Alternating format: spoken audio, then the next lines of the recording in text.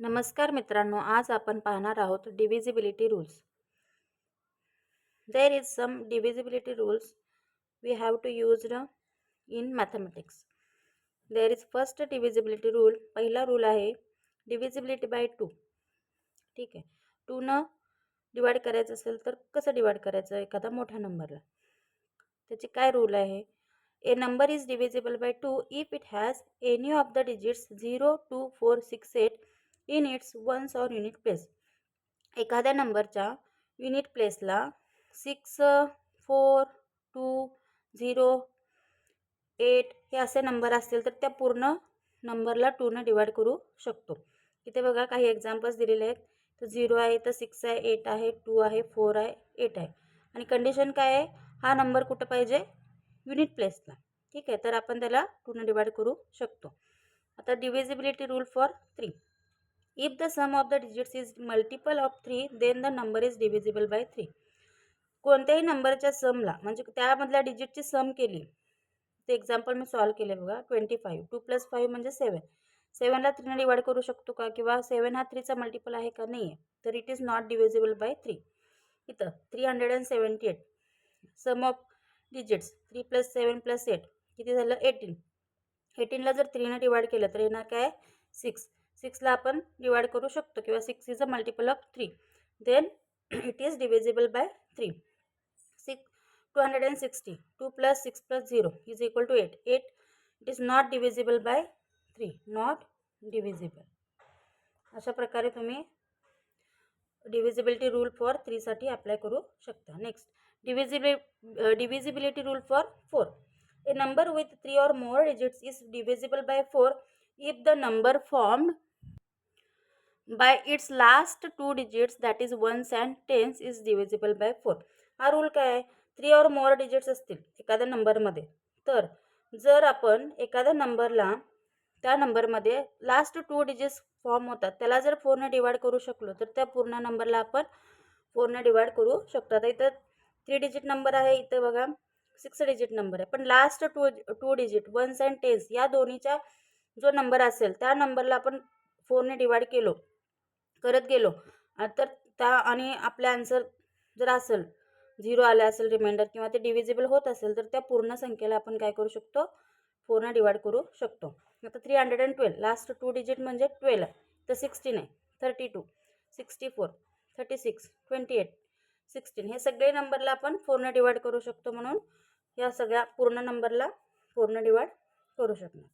इथं बघा 542316 हा मोठा नंबर आहे, पण यातलं नंबर कुठला घ्यायचा? फक्त लास्ट 2 डिजिट. त्याला जर 4 ने डिवाइड करू शकलो तर आपण त्या पूर्ण नंबरला 4 ने डिवाइड करू शकतो. Next divisibility rule for 5. A number which has either 0 or 5 in its ones place is divisible by 5. जर ones प्लेसला 5 किंवा 0 असेल तर त्या पूर्ण नंबरला आपण 5 ने डिवाइड करू शकतो. Divisibility rule for 6. If a number is divisible by 2 and 3 both, then it is divisible by 6 also. जर एखाद्या नंबरला 2 आणि 3 2 and 3 नंबरने आपण डिवाइड करू शकलो तर त्या पूर्ण संख्येला आपण काय करणार आहोत? 6 ने डिवाइड करू शकणार आहोत. आता 432 आहे इथं, याला मी 2 ने डिवाइड केलेलं आहे तर 216 आले. 3 ने डिवाइड केलं 144, म्हणजे इथं दोन्हीला आपण डिवाइड करू शकतो. म्हणजेच काय? 432 is divisible bye 6. Divisibility rule for 7. A number is divisible by 7 if the difference between twice the unit digit of the given number and the remaining part of the given number should be a multiple of 7 or it should be equal to 0. म्हणजेच काय? असा एखादा number त्यामधले unit प्लेसचा जो number आहे, हा unit प्लेसचा जो number आहे त्या नंबरची डबल करायची आपल्याला, ट्वाइस घ्यायचा. म्हणजे इथे मी एक एक्झाम्पल सॉल्व केले 2455. तर 5 युनिट प्लेसला 5 आहे, त्याचं ट्वाइसला म्हणजे 2 ने त्याला मल्टिप्लाय करायचं की त्याला 5 टू जा 10. तर जो हा 10 आलाय तो remaining part of the given number. Remaining part म्हणजे रिमेनिंग नंबर जो राहिलेला नंबर आहे त्यातून आपला तो ट्वाइस केलेला नंबर मायनस करायचा. तर आलं काय आन्सर आहे? 235. त्या नंबरला जर 7 ने डिवाइड केलं तर इथं डिवाइड होऊ शकत नाही. मी तर पॉईंटच्या पुढे येते something. It is not divisible. म्हणजेच काय? हा नंबर 7ने डिवाइड होऊ शकत नाही. आता इथे एक एक्झाम्पल आहे 474747. आता कंडिशन काय आहे, जो युनिट प्लेसला नंबर आहे त्याची ट्वाईस घ्यायची, म्हणजे 2 मल्टिप्लाय करायचं. 7 2 14. तो 14 आला तो राहिलेल्या नंबरमधून मायनस करायचा. मी यातून 14 मायनस केलं की आपल्याला हा नंबर मिळतो 47460. त्या 47460ला 7ने डिवाइड केलं तर आपल्याला आन्सर काय मिळेल 6780. म्हणजेच it is divisible bye 7. Next rule आहे divisibility for 8. A number with 4 or more digits is divisible by 8 if the number formed by the last 3 digits is divisible by 8. 3 किंवा 4 किंवा त्याच्यापेक्षा जास्त जर नंबर असतील तर 8ने डिवाइड करू शकतो केव्हा, जेव्हा लास्ट 3 डिजिट नंबर शेवटचे 3 डिजिट आहेत त्याला जर आपण 8ने डिवाइड करू शकलो तर त्या पूर्ण नंबरला आपण काय करणार आहोत 8ने डिवाइड करणार आहोत.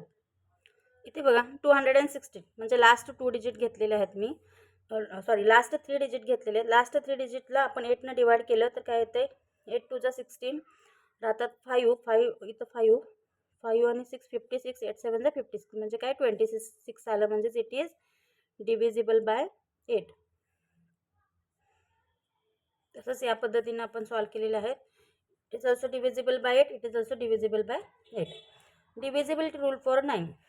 If the sum of the digits of a number is divisible by 9, then the number itself is divisible by 9. Same 3 आणि 9चा रूल सेम आहे.